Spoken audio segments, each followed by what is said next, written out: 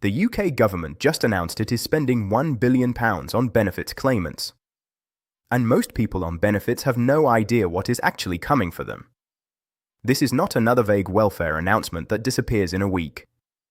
This is a confirmed, funded, already being implemented policy shift from the Department for Work and Pensions, and it directly affects anyone on universal credit, PIP, ESA, or any other form of benefit support right now.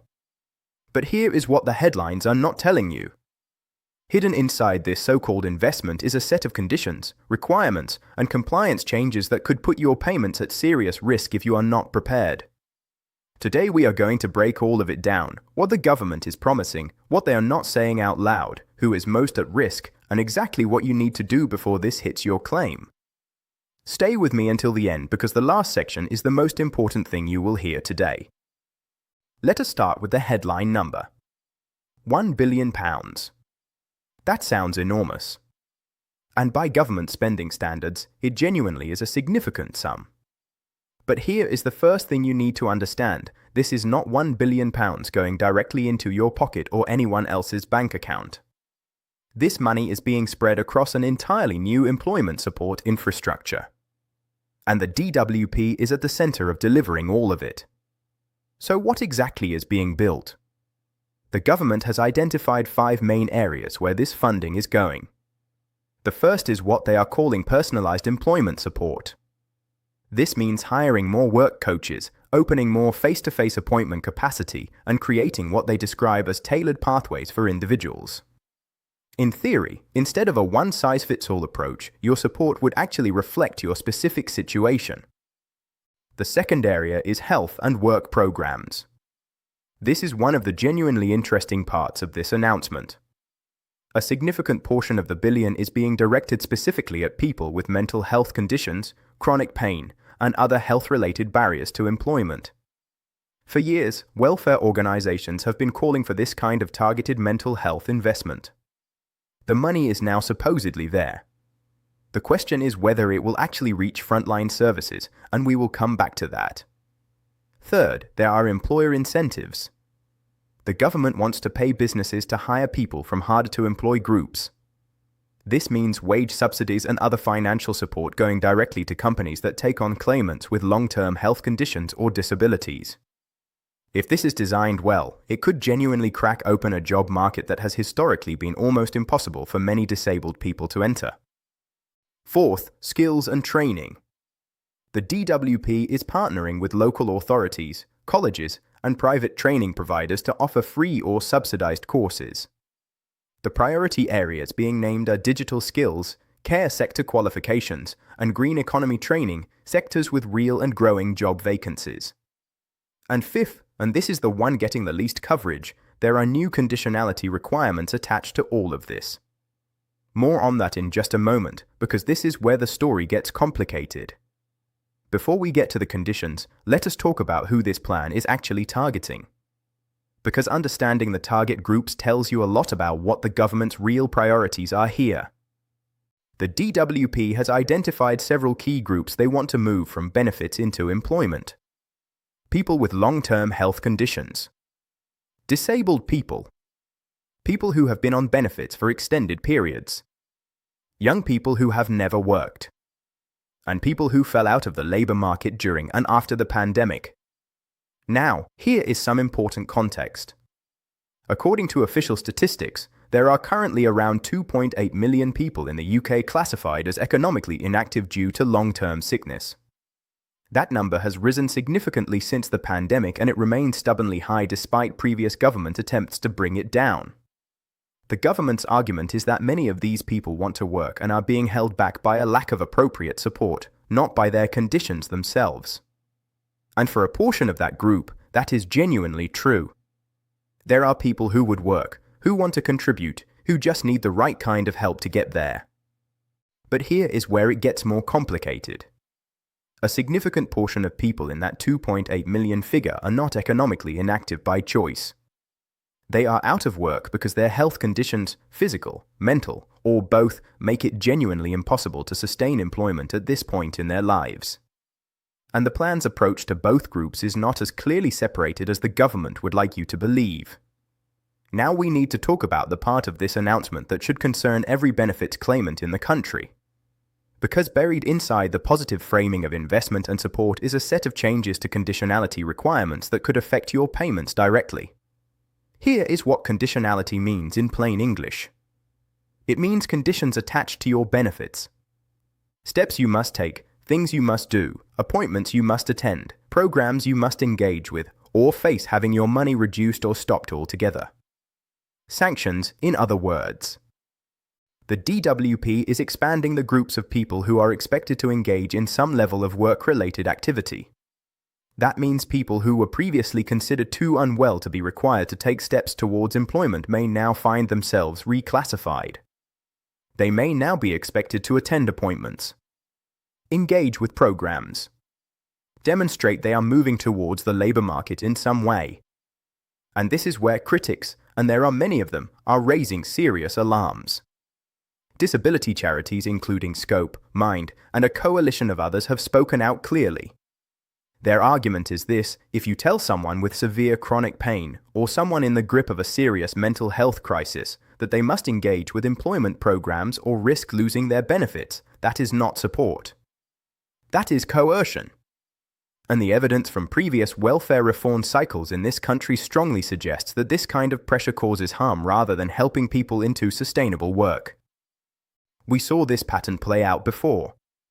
When similar conditionality tightening happened in previous years, the result was not a wave of successful employment outcomes. The result was increased hardship, deteriorating mental health among claimants, and a surge in appeals and tribunals, many of which claimants won, meaning the original decisions were wrong in the first place. There is also a practical problem that frontline DWP staff are already flagging through their union representatives. Hiring and training significantly more work coaches takes time. Real time. The aspiration being set out in this announcement and the infrastructure that currently exists are not the same thing. And if you are a claimant being asked to comply with new requirements while the support being promised has not yet materialized in your area, that gap matters enormously. So what does this mean for you specifically? Let us go through the main benefit types one by one. If you are on universal credit, this plan is most likely to affect you directly. Conditionality changes are built into UC's structure, and as the DWP expands who is expected to engage in work-related activity, your work coach appointments may change in nature and frequency. You may be asked to do more, and the expectations around what you demonstrate at each appointment could increase. If you are in the limited capability for work group, which is the work-related activity group, pay particular attention. This is the group most likely to see increased contact from the DWP and more referrals into the new employment programs. If your health situation has changed since your last assessment, or if you feel your current group does not accurately reflect your circumstances, this needs to be addressed now, not when a letter arrives. If you are in the limited capability for work and work-related activity group, the support group, the conditionality changes should not directly affect your requirements at this time. But and this is important, the boundaries of who qualifies for this group have shifted before, and staying informed is essential. If you are on personal independence payment, PIP is not conditionality linked in the same way UC is. Your PIP is not directly at risk from conditionality changes. However, there are wider benefit reform discussions underway that touch on how PIP assessments are conducted and what the eligibility criteria will look like going forward. We are monitoring this very closely and will bring you updates the moment anything is confirmed. If you are on employment and support allowance, particularly in the work-related activity group, expect more contact, more referrals to programs, and increased expectations. The new funding is being channeled significantly into ESA claimants in the work-related activity group. If you are in the ESA support group, the direct conditionality impact should be limited for now. But again, stay alert. Here is something the mainstream coverage almost completely missed. The government's own internal analysis of this plan acknowledges that the success of the employer incentive scheme will depend almost entirely on how it is implemented and monitored. A wage subsidy model only works if employers are genuinely committed to making reasonable adjustments and providing sustainable roles, not just taking the subsidy money and then letting someone go when the payment period ends. We have seen this before too. Employment schemes with financial incentives for employers that result in short-term placements that do not convert into lasting jobs. That helps the government's statistics. It does not help the claimant who is back at square one 3 months later, potentially in a worse position than before. This is why accountability and monitoring matter so much in a scheme like this. And right now, the details of how performance will be measured and what happens when providers or employers do not deliver are not fully clear. The skills and training investment is the element of this plan with perhaps the clearest potential for positive impact, provided the quality of training is properly monitored. Access to a free qualification that matches what employers are actually recruiting for can genuinely change someone's trajectory. We know this from the evidence. The risk is that training provision becomes a box-ticking exercise rather than a meaningful investment in someone's future. The mental health investment is the element of this plan that welfare organizations are most cautiously optimistic about. Not because it solves everything, it does not, but because it represents an acknowledgement, backed by funding, that mental health is one of the most significant barriers to sustainable employment in the UK right now. If the money reaches frontline services, employment advisors embedded in mental health teams, genuine psychological support alongside job-seeking activity, it could make a real difference to real people. The word "if" is doing a lot of work in that sentence. And we will be watching closely to see whether the delivery matches the aspiration. Now let us get to the most practical part of this video. Because knowing the policy landscape matters.